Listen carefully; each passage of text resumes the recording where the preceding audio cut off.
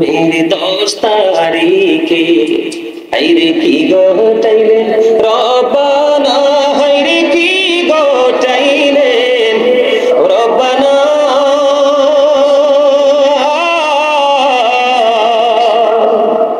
কলিজা ফাটিয়া যায় গো বুঝিতে সেই ঘটনা।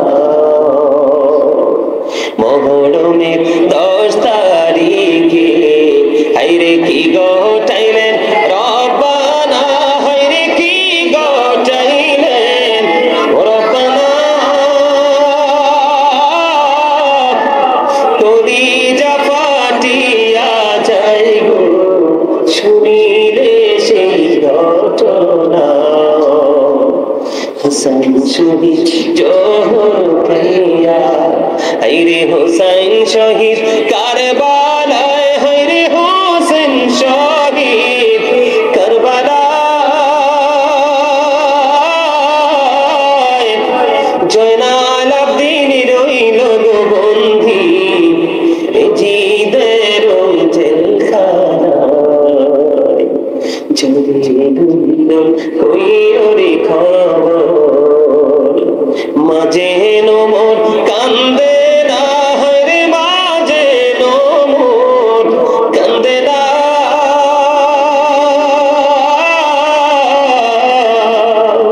মনের দুঃখ রইল গো মনে, আর তো দেখা পাইলাম না। মাওলারি যে অগরারি, মাওলারি যে অগরারি, রারি বিবি সকিনা, হাইরে রারি বিবি সকিনা।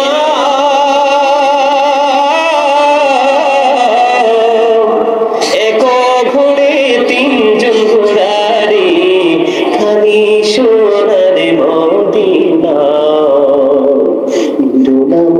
রোনারি জয়নাল তুমি জয়নাল ময়ূরনা, হায়রে তুমি জয়নাল ময়ূরনা। তুমি জয়নাল গেলে গো মারা, মত দেখা পাইলাম না। তুমি জয়নাল গেলে গো মারা, নবীর বংশ থাকবে না। মহরমের 10 তারিখে, হাইরে মহরমের 10 তারিখে কি গোটাইলেন রব্বানা, হাইরে কি গোটাইলেন রব্বানা। কলিজা ফাটিয়া যায় গো বুঝিতে সেই ঘটনা।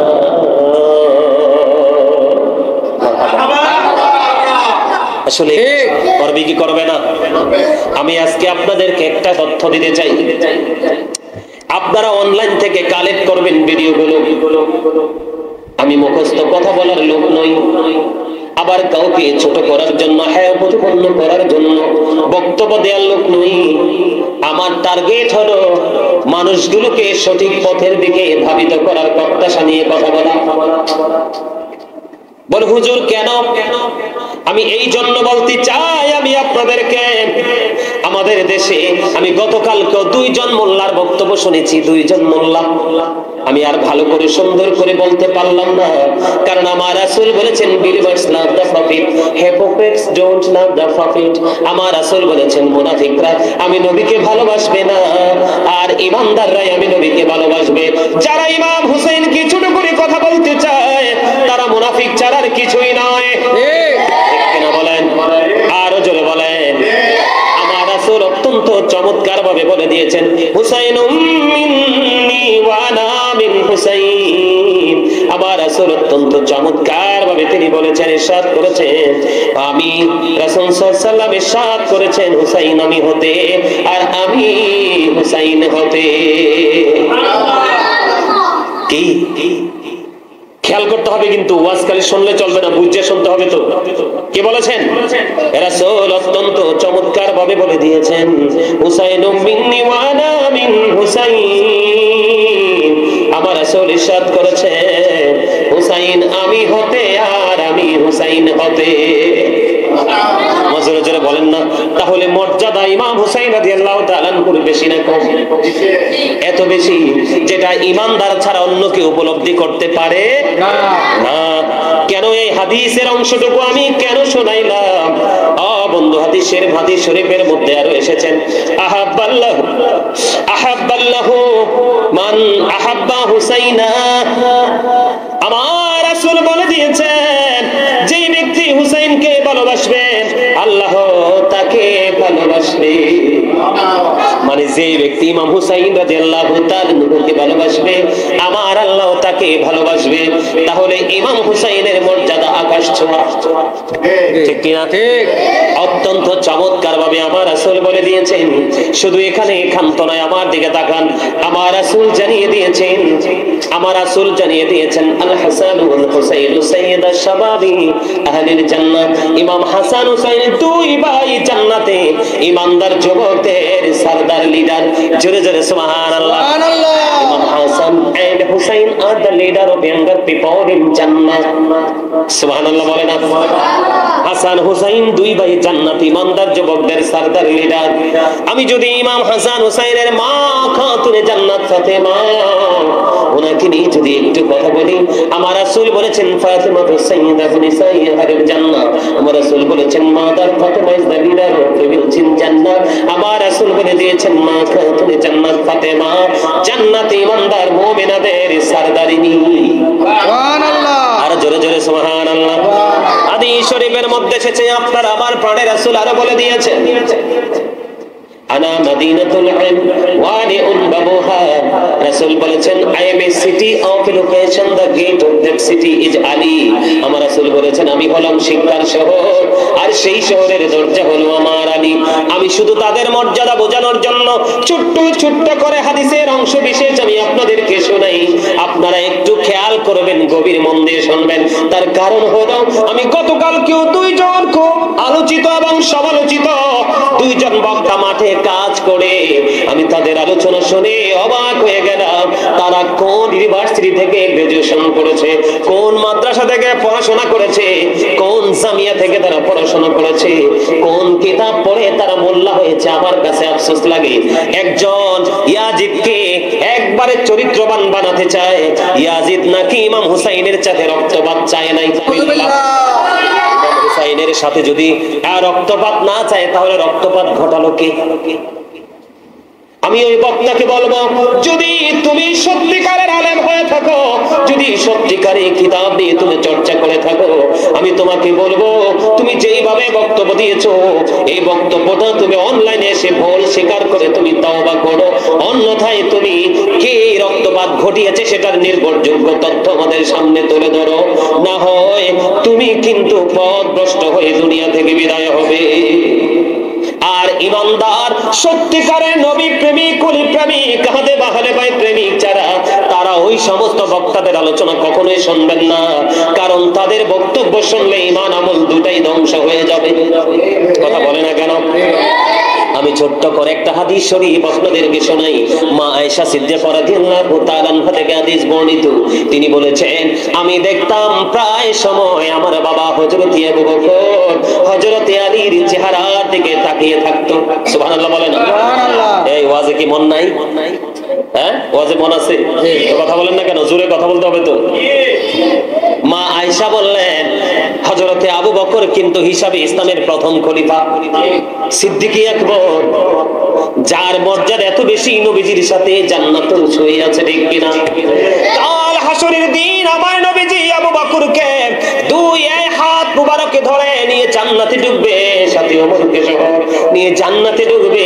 এত মর্যাদা হযরত আবু বকর সিদ্দিক রাদিয়াল্লাহু তাআলা ওনার কন্যা মা আয়েশা সিদ্দিকা রাদিয়াল্লাহু তাআলা তিনি বলতেছেন, আমি বললাম আমার বাবার দিকে তাকিয়ে দেখলাম বাবা শুধু আলীর চেহারার দিকে তাকিয়ে থাকে। আমি প্রশ্ন করলাম, বাবা বাবা গো আপনি কেন গো আলীর চেহারার দিকে তাকিয়ে থাকেন? আবু বকর একটা ডাক দিয়ে বললেন, মা মারে হযরত আলীর দিকে তাকিয়ে থাকাও ইবাদত। আর জোরে বলেন না সুবহানাল্লাহ। একদিকে তিনি ইসলামের চতুর্থ খলিফা, আরেকদিকে তিনি নবীজির কলিজার টুকরা মা খাতুনে জান্নাত ফাতেমার প্রাণের স্বামী, আরেকদিকে তিনি নবীজি বলেছেন আমি হলাম শিক্ষার শহর, আরেকদিকে রাসূল বলেছেন সেই শহরের দরজা হলো আলী, সেই আলীর কলিজার টুকরা হলো আপনার আমার প্রাণের কলিজার টুকরা ইমাম হাসান হুসাইন, দুই ভাই। জোরে জোরে বলুন না সুবহানাল্লাহ। ইমাম হাসান হুসাইনকে যে কষ্ট দেয় আমার নবীকে যেন সে কষ্ট দিল, আর আমার নবীকে যে কষ্ট দেয় তার ঠিকানা হলো জাহান্নাম। ইমাম হাসান হুসাইন আমার নবীর আহলে বাইতকে সে ভালোবাসলো, সেই জন্য আমার নবীকে ভালোবাসলো, আর নবীকে যে ভালোবাসলো তার ঠিকানা হলো জান্নাত। আর সেই জান্নাতের লিডার নেতৃত্ব দিবে রাসূলের কলিজার টুকরা ইমাম হাসান হুসাইন। জোরে জোরে সুবহানাল্লাহ। আমার নবীজি ডাক দিয়ে বললেন, নবীজি বললেন আল্লাহ আমি এদেরকে ভালোবাসি গো, তুমিও তাদেরকে ভালোবাসো।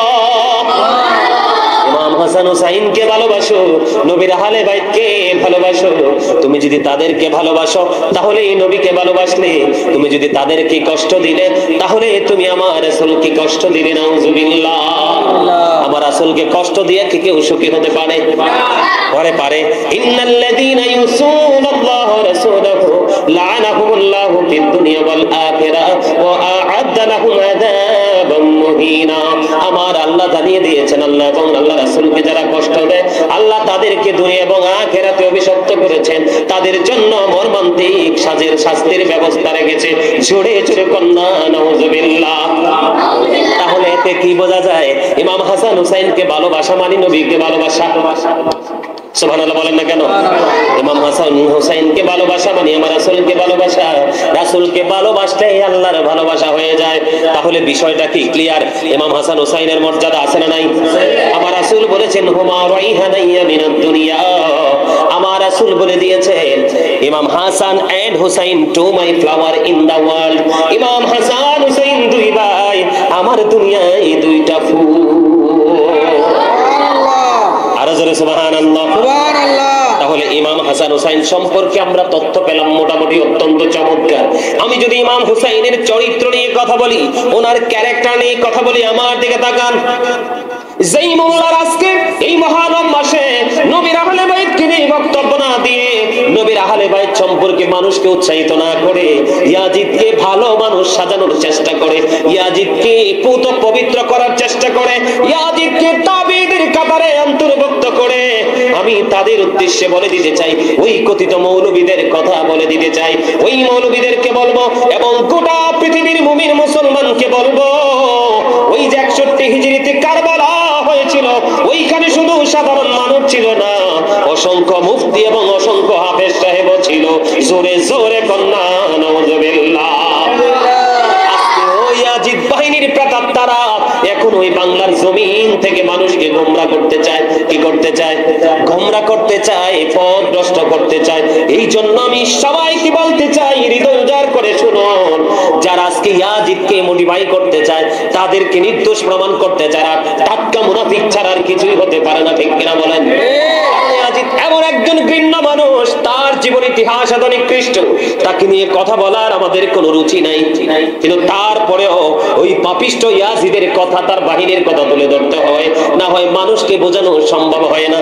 আমি আপনাদেরকে বলি, যেই মোল্লা আজকে ইয়াজিদকে ভালো সাজানোর চেষ্টা করতেছো, বক্তব্য দিতেছো, নির্লজ্জের মতো দেদারসে বক্তব্য দিতেছো, আমি তোমাদের উদ্দেশ্যে বলে দিতে চাই, ইমাম হুসাইন সম্পর্কে তথ্য ভালো করে জানো, ভালো করে ভালো মানের কিতাব পড়ো, তাহলেই তুমি সব জানতে পারবে। ইমাম হুসাইন সম্পর্কে এতক্ষণ পর্যন্ত হাদিস শরীফ থেকে অত্যন্ত চমৎকার দলিল দিয়েছি, একটু আগে কোরআন থেকে আমি দলিল দিয়েছি। আমার আল্লাহ বলেছেন, কুল্লা আসআলুকুম আলাইহি আজরান ইল্লাল মাওয়াদ্দাতা ফিল কুরবা। আমার আল্লাহ বলেছেন, হাবিব আপনি জানিয়ে দেন, আপনি যে আপনার উম্মতের জন্য রিসালাতের বাণী নিয়ে এসেছেন, আপনি তাদেরকে জানিয়ে দেন, এর বিনিময়ে আমি আমার আহলে বাইতের ভালোবাসা ছাড়া তোমাদের কাছে আর কোনো পারিশ্রমিক চাই না। সুবহানাল্লাহ। তাহলে আহলে বাইতের মর্যাদা আল্লাহর কাছে আছে না নাই? রাসূলের কাছে আছে না নাই? এই জন্য জন্য আমি বলি ইমাম হুসাইনের চরিত্র ছিল অত্যন্ত গুড ক্যারেক্টার সম্পন্ন। তিনি একজন মুহাদ্দিস ছিলেন। বন্ধু, তিনি তার নানা থেকে হাদিস বর্ণনা করেছেন এবং ইমাম হুসাইন রাদিয়াল্লাহু তাআলা আনহু নিজে পায়ে হেঁটে হেঁটে কমপক্ষে 25 বার তিনি হজ করেছেন। জোরে জোরে সুবহানাল্লাহ। সেই মৌলবীর আজকে ইমাম হুসাইনকে বাদ দিয়ে আজিদের প্রশংসা করে, তাদের উদ্দেশ্যে আমি বলে দিতে চাই, ভালো করে ইমাম হুসাইনকে চিনো, জানো, ভালো করে তথ্য তুমি সংগ্রহ করো। একদিনে এক ফকির আসছেন সাহায্যের জন্য ইমাম হুসাইন রাদিয়াল্লাহু তাআলা আনহুর কাছে। ইনি বললেন, না না না, তুমি একটু অপেক্ষা করো, আমার কাছে তোমাকে দেওয়ার মতো কিছুই তো নেই, তুমি বড় বসো, আমার কাছে আসলে আমি তোমাকে দিয়ে দিব। সঙ্গে সঙ্গে কিছুক্ষণ পরে 7 থলে দিরহাম আসলো। কত থলে? কত বললাম? ধরেন সোজা কথা 7 ব্যাগ টাকা বা মুদ্রা যেটাই বলেন, কি 7 ব্যাগ? কত ব্যাগ? 7 ব্যাগ। ও বন্ধু, 7 ব্যাগ 7 থলে দিনার নিয়ে আসলো। আসার সঙ্গে সঙ্গে ওই যিনি সাহায্য চেয়েছে ইমাম হুসাইন সঙ্গে সঙ্গে তাকে সবগুলো দিয়ে দিয়েছে। জোরে জোরে সুবহানাল্লাহ। আর আমরা পাইলে শুধু পকেটে ঢুকাই, কি করে? আর যেই মৌলবীর আজকে ইয়াজিদের প্রশংসা করে তারাই বেশি পকেটটাতে সিন লাগাইয়া টাকা ঢুকায় যেন কোনোভাবেই না পড়ে। ঠিক না বেঠিক? আরে কথা বলে না কেন? ঠিক না বেঠিক? আমার বানানো কথা নয়, প্র্যাকটিক্যালি দেখা। ইমাম হুসাইন সাহায্য করেছে, আর আমরা যেই মৌলবীরা ইমাম হুসাইনকে বাদ দিয়ে আসুর আসলে ইয়াজিদ নিয়ে কথা বলে, তারা মানুষের কাছ থেকে খোঁজে খোঁজে পকেটে ঢুকায়। তাইলে ইমাম হুসাইনকে পছন্দ হবে কিভাবে, ভালো লাগবে কিভাবে? এই জন্য ইমাম হুসাইন রাদিয়াল্লাহু তাআলা আনহু তিনি এমন চরিত্রের মানুষ ছিলেন, একবারে একটু পরে তিনি শাহাদাত বরণ করবেন, পৃথিবী থেকে বিদায় হয়ে যাবেন। এখন কি নামাজের সময়? কয় হ্যাঁ, নামাজের সময় সীমার, আমাকে তুমি নামাজটা পড়ার সুযোগ দাও। তিনি কি করলেন? তিনি কি করলেন? শহীদ হওয়ার পূর্বক্ষণ আল্লাহর কুদরতি কদমে নামাজের মাধ্যমে সেজদা দিয়ে তিনি চলে গেলেন। এর নাম হলো হুসাইন। এটা কোনো নাম না, এটা হলো কোল কিনারাহীন এক মহাসমুদ্র, যাকে নিয়ে লেখে শেষ করা যায় না। ইমাম হুসাইনকে নিয়ে লিখতে গেলে পৃথিবীর কলম কালি শেষ হয়ে যাবে, তবু লেখা শেষ হবে না। গোটা পৃথিবীর গাছগুলো দিয়ে যদি তুমি কলম বানাও, কলমগুলো শেষ হয়ে যাবে রে। ওই ইমাম হুসাইনকে নিয়ে লেখে শেষ করা যাবে না, কারণ ইমাম হুসাইন এমন একটা নাম, এমন একটা আদর্শ, এমন একটা ইতিহাস, যাকে নিয়ে লিখতে গেলে লেখক কাঁদে, লেখাও কাঁদে, কাঁদে কলম। এটা এমন একটা নাম, এমন একটা প্রেমময় নাম। ইমাম হুসাইনকে চিনতে হলে, বুঝতে হলে ইমাম হুসাইনের সাথে প্রেমের ডুরি লাগাও, তখনই তুমি চিনতে পারবে, জানতে পারবে। ও বন্ধু, আমি আপনাদেরকে বলে দিতে চাই, ইমাম হুসাইন রাদিয়াল্লাহু তাআলা আনহু এমন একজন মানুষ ছিলেন রে, এই পৃথিবীর বুকে আমি চ্যালেঞ্জ করে বলতে পারবো, বর্তমানে আমার বাংলাদেশে ইয়াজিদ মার্কা অনেক মৌলবী আছে, বড় বড় কথা বলে, বড় বড় লকব নিয়ে কথা বলে। বন্ধু, নিজের পক্ষে যখন আসে অপরাধকেও তারা বৈধ বলে ঘোষণা দেয়। নিজের স্বার্থে, নিজের অনুকূলে যখন থাকে, একজন অপরাধীকে নেককার বলে তারা ঘোষণা দেয়। যখন নিজের প্রতিকূলে চলে যায়, তখন ভদ্র, জেন্টেল, অনেস্ট ম্যান, ওই ব্যক্তিটাকে পর্যন্ত তারা নোংরামি ত্যাগ লাগাইতে দেরি করে না। আর তোমরা ইমাম হুসাইন সম্পর্কে জানো, ইমাম হুসাইনের চরিত্র কেমন ছিল। অসংখ্য ইয়াজিদ বাহিনী, অসংখ্য হায়নার মতো আক্রমণ চালিয়েছে, 61 হিজরিতে নির্মমভাবে অত্যাচার করেছে। ইমাম হুসাইন এমন একটা আদর্শ, এমন একটা নাম, এমন একটা ইতিহাস, যিনি সত্যের কাছে, মিথ্যার কাছে তিনি মাথা নত করেনি। সেই মৌলবীর আজকে ইয়াজিদের প্রশংসা করে, ইমাম হুসাইন রাদিয়াল্লাহু তাআলা আনহুকে নিয়ে বিরূপ মন্তব্য করে। তারা কখনো কখনো সুবিধার জন্য অপরাধীকে কি করে পকেটে ঢুকায়, আর নিরপরাধ মানুষকে দূরে ঠেলে দেয়। কথা বলেন না কেন? সত্য কিনা বলেন? আরো জোরে বলেন। গত 10 মাস, 1 বছর আগের বক্তব্য, 10 মাস পরের বক্তব্য এই মৌলবীদের এক না। তারা ইয়াজিদকে চিনবে কি করে? ইয়াজিদকে চিনার মতো সেই দুঃসাহসিক মনোভাব তাদের নাই, কারণ তাদের দৃষ্টিভঙ্গি, তাদের আকীদাই গলত। কথা বলেন না কেন? ইমাম হুসাইন অন্যায়ের কাছে মাথা নত করেনি, সত্যের জন্য তিনি জীবন দিয়ে যুদ্ধ করেছেন। ঠিক কিনা বলেন? বন্ধু আরেক বক্তা দেখলাম বক্তব্য দেয়, কতলে হুসাইন আসল মে মুর্গি আজিদ হে, ইসলাম জিন্দা হোতা হে হার কারবালা কি বাত। এই বক্তব্য নাকি ভুল। সুরে কন্যা নাউজুবিল্লাহ। তাহলে এই বক্তাদেরকে নিয়ে, মৌলবীদেরকে নিয়ে আমি কি বক্তব্য দিব? এই জন্য আমরা শুধু আহলে বাইতকে চিনলে চলবে না, আমরা আমাদের ফ্যামিলি পরিবারকে আহলে বাইতের প্রেম শিখাইতে হবে। কারণ আল্লাহ রাসূল বলেছেন, আদিবু আওলাদাকুম আলা সালাতি খিসালিন, হুব্বি নবীকুম ওয়া হুব্বি আহলি বাইতিহি ওয়া আলা কিরাতিল কুরআন। রাসূল বলেছে, তোমরা তোমাদের সন্তানদেরকে তিনটি বিষয়ে শিক্ষা দাও। একটা হলো নবীর প্রেম, এটাও ফরজ। আরেকটা হলো নবীর আহলে বাইত, নবীর পরিবারের ভালোবাসা, এটাও ফরজ। তারপরে বলেছেন কোরআন তেলাওয়াত শেখাও। জোরে জোরে কোন সুবহানাল্লাহ। ইমাম হুসাইনকে চরিত্র নিয়ে যদি আমি কথা বলি, ইমাম হুসাইন যেমনি ছিলেন দানবীর, তেমনি ছিলেন একজন মুহাদ্দিস, তেমনি ছিলেন সত্যের পথে লড়াইকারী একটা আদর্শ বন্ধু। শুধু তাই নয়, ইমাম হুসাইন এমন একজন ছিলেন, হাসান হুসাইন দুই ভাই খেলতে বের হলো, সফরে বের হলো, হঠাৎ করে দেখতে পাইলেন এক বৃদ্ধ ওযু করে। কি করে? বৃদ্ধ ওযু করে, কিন্তু বৃদ্ধর ওযু হয় না। দুই ভাই মিলে এবার কি করলেন? বুদ্ধি করলেন। কি করলেন? দুই ভাই মিলে বুদ্ধি করলেন, ভাইয়া দেখো ওই বুড়ো দাদু ওযু করে, তার ওযু তো হয় না। দুই ভাই মিলে আজকে বুড়ো দাদুকে ওযু শেখাবো। আমি ইমাম হুসাইনের আদর্শ চরিত্র বোঝানোর জন্য বলতে চাই। এবার নেমে চলে গেলেন ওই বৃদ্ধর কাছে। বৃদ্ধকে গিয়ে বললেন, একটা ডাক দিয়ে বললেন, দাদু। সালাম দিলেন, ভালো বুড়ো জিজ্ঞেস করলেন, কেমন আছেন? ভালো আছি। আপনার বাসায় সবাই কেমন আছে? ভালো আছে।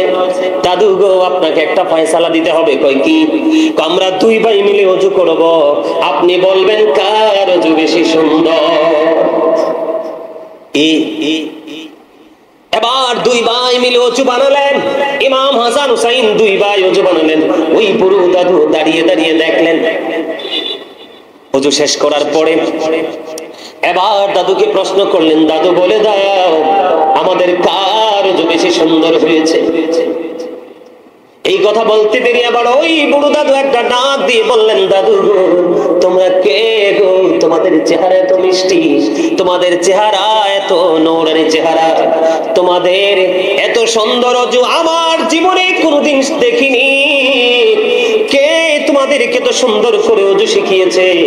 এবার হাসান হুসাইন দুই ভাই ডেকে ডেকে বললেন, আমরা পৃথিবীর কোন সাধারণ মানুষ নই, আল্লাহর প্রিয় হাবিব হাবিবুল্লাহ ইমামুল মুরসালিন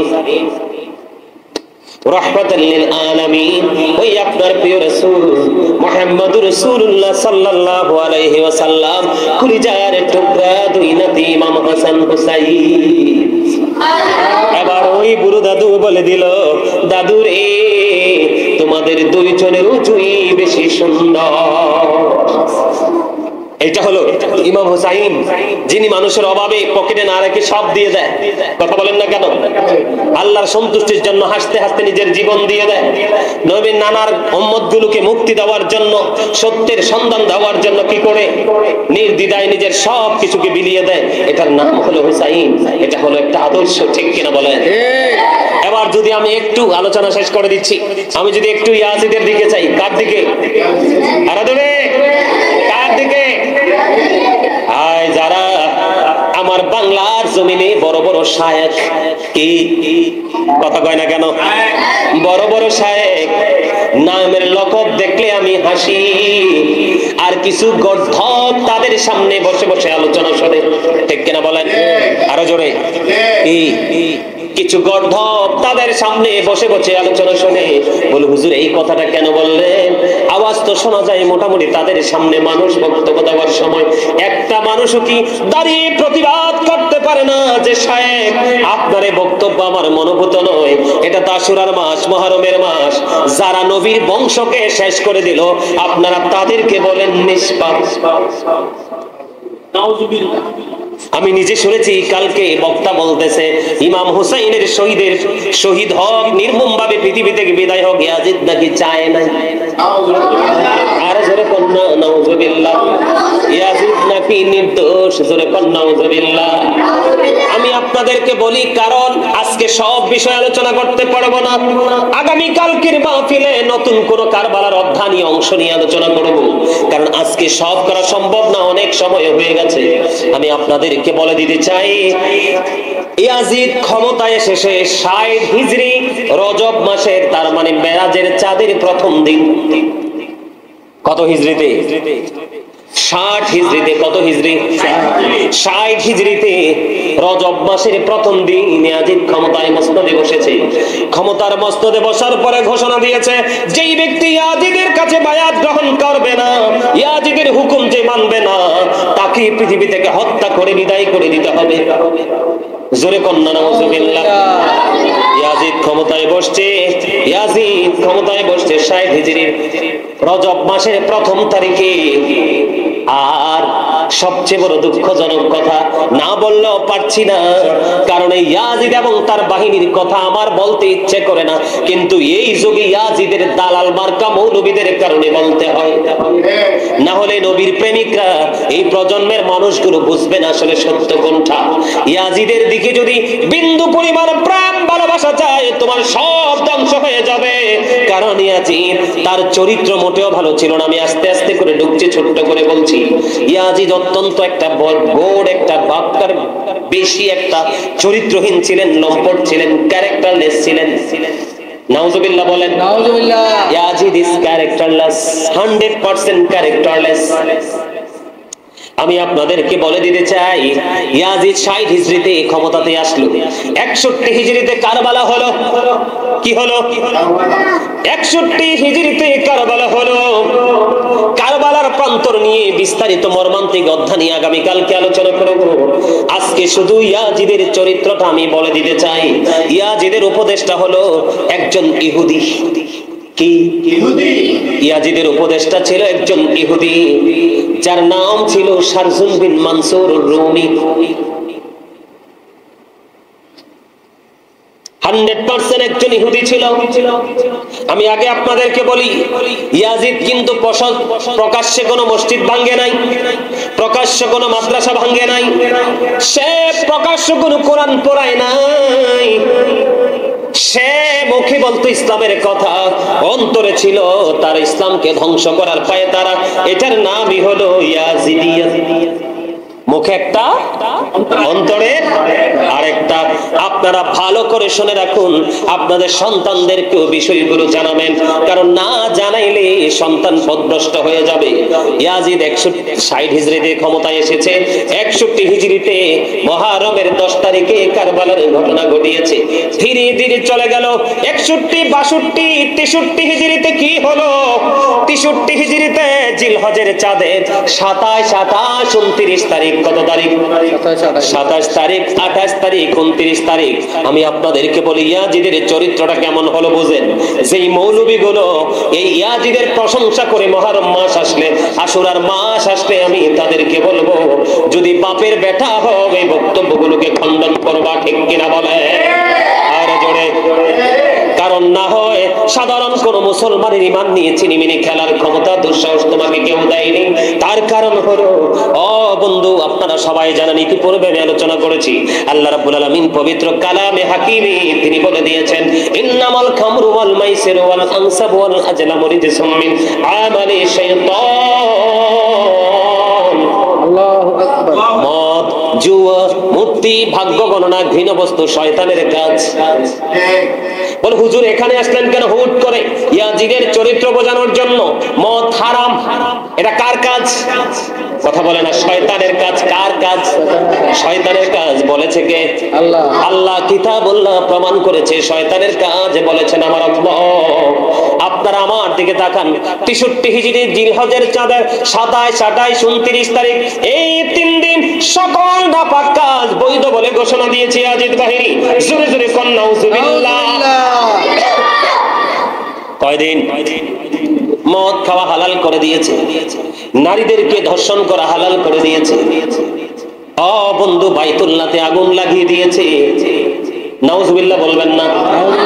আরো জোরে বলেন না নাউজুবিল্লাহ। সবকিছু হালাল বলে ঘোষণা দিয়েছে। যেই মসজিদে নববীর মধ্যে এক রাকাত নামাজ পড়লে 50,000 রাকাতের সওয়াব। কত রাকাত? 50,000 রাকাতের সওয়াব। ওই মসজিদে নববীর মতো পবিত্র মসজিদে ধাররার ঘটনা ঘটিয়েছে। 3 দিন পর্যন্ত আজান দিতে দেয় নাই, নামাজ পড়তে দেয় নাই, ঘোড়া রাস্তা বল বানিয়েছিল ইয়াজিদ বাহিনী। জোরে জোরে কন্যা নাউজুবিল্লাহ। ওই নির্লজ্জের মতো কথিত মৌলবী গুলো ওই ইয়াজিদের প্রশংসা করে, ইয়াজিদকে সম্মানিত করার চেষ্টা করে। কেউ কেউ বলে ইয়াজিদ নাকি 100 রাকাত নফল নামাজ পড়ছে, আবার কেউ বলে ইয়াজিদ নাকি কোরআনে হাফেজ ছিল, আবার কেউ কেউ তাবিদের সাথে তাকে অন্তর্ভুক্ত করে। জোরে কন্যা নাউজুবিল্লাহ। এমন নোংরা কাজ করতে পারেন আপনারা জানেন না। ও বন্ধু, 63 হিজরিতে এমন ভাবে তাণ্ডব চালিয়েছে, 1000-এর মতো মহিলা অবৈধভাবে ইয়াজিদ বাহিনীর তাণ্ডবে অবৈধ সন্তান প্রসব করেছে। নাউজুবিল্লাহ বলেন না। কি করেছে? অবৈধ সন্তান, যারও সন্তান প্রসব করেছে। 700-এরও বেশি সাহাবীকে নির্মমভাবে হত্যা করেছে। 10,000-এরও বেশি মদিনার সাধারণ মানুষকে হত্যা করেছে। সে একজন কি করত? দিনের বেলা সে বানর নাচাতো। কি করত? সে দিনের বেলা বানর নাচাতো, মদ পান করত। ও বন্ধু, সে নর্তকী দ্বারা বেষ্টিত ছিল। জোরে জোরে কন্যা নাউজুবিল্লাহ। খুন করা থেকে ধরে, আপনার পরের হক নষ্ট করা থেকে ধরে, ও বন্ধু, এমন কোন নোংরা কাজ নাই ইয়াজিদ করে নাই। জোরে জোরে কন্যা নাউজুবিল্লাহ। তারপরেও কি ইয়াজিদকে নিয়ে কথা বলা যাবে না? কি কথা কি বুঝতে পারছেন? সবাই বুঝতে পারছেন? মদ কি হালাল না হারাম? কোন ভালো মানুষ বানর নাচাইতে পারে? কোন ভালো মানুষ কি মানুষ হত্যা করতে পারে? কথা বলেন। আমি না হয় মানলাম, 1 সেকেন্ডের জন্য মানলাম ওই বক্তাদের বক্তব্য শুনে, 1 সেকেন্ডের জন্য, বেশি না, 1 সেকেন্ডের জন্য মানলাম, হ্যাঁ তোমার বক্তব্য ইয়াজিদ 61 হিজরির ঘটনা ঘটায় নাই, কিন্তু 63 হিজরির এই ঘটনা কে ঘটিয়েছে? এই নিষ্ঠুর তাণ্ডব কে চালিয়েছে? মসজিদে নববীর আযান নামাজ কে বন্ধ করে দিল? ঘোড়া কে বেঁধেছিল? পবিত্র জায়গাকে অপবিত্র কে করলো? 700 সাহাবীকে হত্যা কে করলো? নারীদের উপর হায়নার মতো তাণ্ডব চালিয়ে নারীদেরকে গর্ভবতী করে নারীরা 1000-এর বেশি মদিনার সাধারণ নারী সন্তান প্রসব করেছে। এগুলো কে করেছে? 10,000-এরও বেশি সাধারণ মানুষকে হত্যা করেছে। এগুলো কে করেছে? ইয়াজিদ করে নাই? ইয়াজিদ বাহিনী করে নাই? ইয়াজিদ আসলে ক্ষমতার লোভে নবীর পরিবারকে পৃথিবী থেকে বিলীন করে দিল, হত্যা করে দিল, শহীদ করে দিল। আসলে ইয়াজিদ কিন্তু পৃথিবীতে বেশি দিন বাঁচে নাই। ইমাম হুসাইন চলে যাওয়ার পরে মাত্র 2 বছর 8 মাস বেঁচে ছিল। জোরে জোরে নাউজুবিল্লাহ। কতদিন? 2 বছর 8 মাস। মাত্র 2 বছর 8 মাস বেঁচে ছিল। নাউজুবিল্লাহ। ইয়াজিদ পৃথিবীর লোভ করেছে, আর ইমাম হুসাইনের মধ্যে লোভ ছিল সত্যকে প্রতিষ্ঠিত করা। আদর্শ হয়ে যুগ যুগ ইমানদারের কলিজায় কারবালার আগুন জাগিয়ে জেলে দেওয়া। সম্মানিত দর্শক, সম্মানিত উপস্থিতি, আর আলোচনা করছি না, অনেক আলোচনা হয়েছে। কারবালার অন্য কোন জায়গা নিয়ে অধ্যায় নিয়ে আগামীকালকে আলোচনা করব, কারণ ধারাবাহিকভাবে যখন প্রোগ্রাম করবো এক এক দিন এক একটা আশুরার আমল নিয়ে একটু আলোচনা করব, এবং ইয়াজিদ এবং ইমাম হুসাইনের চরিত্র নিয়ে একটু কথা বলবো। আপনারা সবাই শুনেছেন ইয়াজিদ ছিলেন ইয়াজিদ ছিলেন ইহুদিদের কি? কথা বলে না কেন? ইহুদিদের দালাল। অর্থের জন্য নবীজির কলিজার টুকরাকে পৃথিবী থেকে বিদায় করে দিল। কথা বলেন না কেন? দুনিয়ার জন্য। ইমাম হুসাইন যদি দুনিয়া চাইতো শহীদ হওয়া লাগতো না, ঠিক কিনা বলেন? আর ইমাম হুসাইন রাদিয়াল্লাহু তাআলা আনহু ছিলেন আমার নবীর আদর্শনার মধ্যে, ঠিক কিনা বলেন?